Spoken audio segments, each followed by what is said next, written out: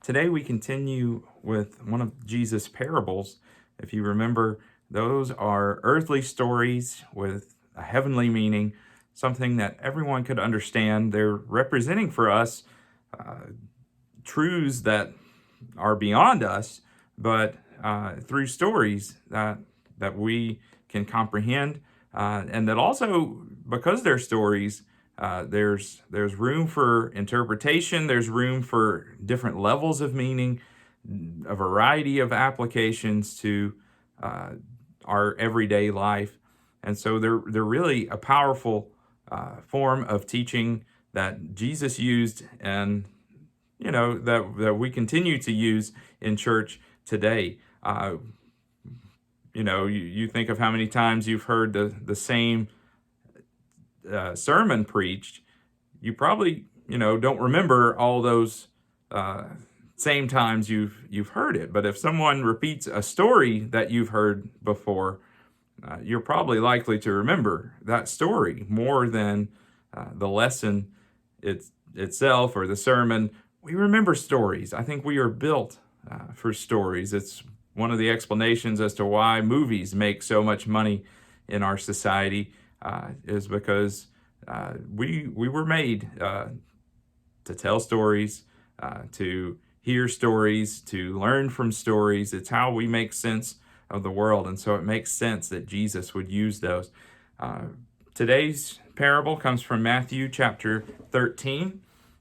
Begin reading at verse 24. He put before them another parable. The kingdom of heaven may be compared to someone who sowed good seed in his field. But while everybody was asleep, an enemy came and sowed weeds among the wheat and then went away. So when the plants came up and bore grain, then the weeds appeared as well. And the slaves of the householder came and said to him, Master, did you not sow good seed in your field? Where then did these weeds come from? He answered them, An enemy has done this. The slave said to him, Then do you want us to go and gather them? But he replied, No, for in gathering the weeds you would uproot the wheat along with them. Let both of them grow together until the harvest. And at harvest time I will tell the reapers, Collect the weeds first and bind them in bundles to be burned, but gather the wheat into my barn. There's lots of room for making sense of this, but the primary image here is the weeds versus the wheat. The weeds versus the wheat. And anytime you hear a story, you want to put yourself into that story. Who am I? Am I the workers? Am I the master of the household who's telling everyone what to do? Who am I? Well, I think the choice is up to us in this one. We're either the weeds or we're the wheat.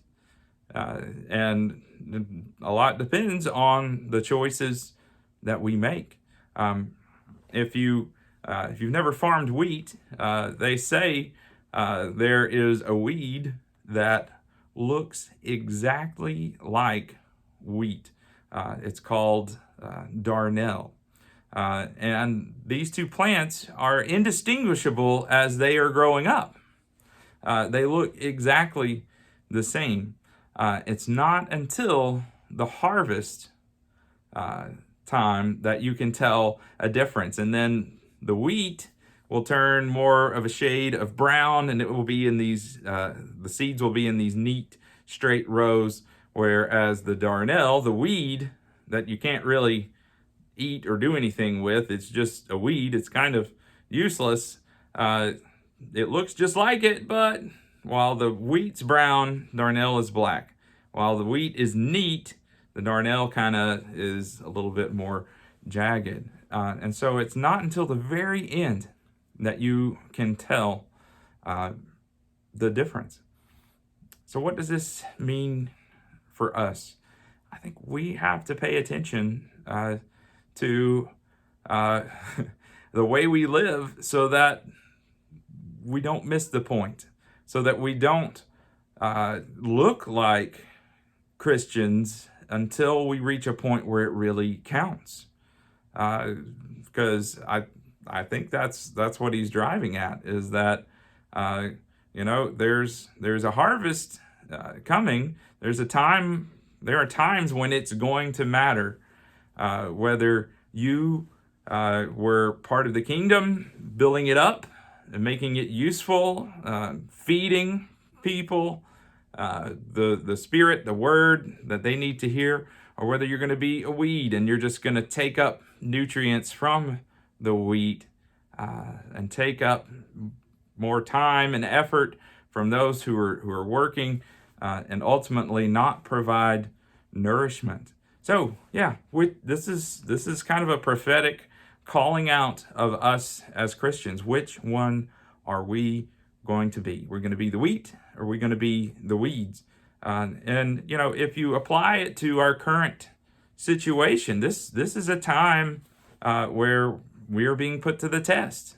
And so as Christians, we need to look back to the biblical way to sort out everything. Now, the Bible, there are plagues in the Bible. There are diseases that, people don't understand what's going on, and they're trying to make sense of that. But there was no coronavirus in the Bible, and so it can be difficult to find answers to our current situation. But one thing that's stood out to me is that over and over again in the Old Testament and in the New, there's this idea of community, and that Christians are constantly called to look out for the greater good, to look out for the biggest number of people, to take care of the kingdom. And so I think that's your biblical interpretation of how to respond to our current situation, is to look out for the greater good, to look out for those things, the people who are in need. It's our job to notice what little things we can do to take care of others. And then that makes us the wheat. That makes us part of a bountiful harvest that will nourish the kingdom, that will build it up, rather than just be a weed that's taking up space. If we spend, all this time consuming resources for our own selfish needs and wants, and aren't looking out for the greater good, then we're not being kingdom people. We are being weeds that look like we're Christians, but we're not really, when it comes down to it, living like them.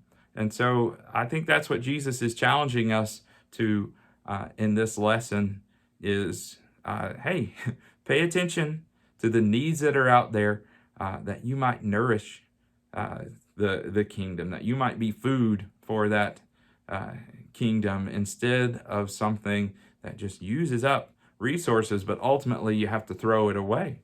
And so I'm constantly looking for ways to live into this calling, this challenge that Jesus is giving us. It's a hard word to hear. And it's hard to know what to do in these days when you have so many opinions floating around.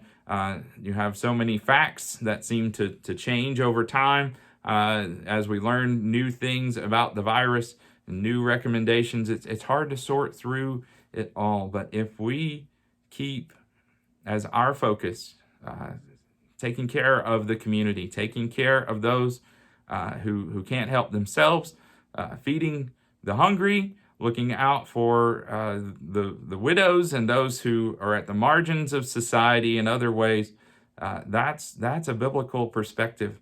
And that's what Jesus is calling us to. May we live into that calling. May we be wheat. May we be part of a bountiful harvest that will sustain the kingdom of God here and now.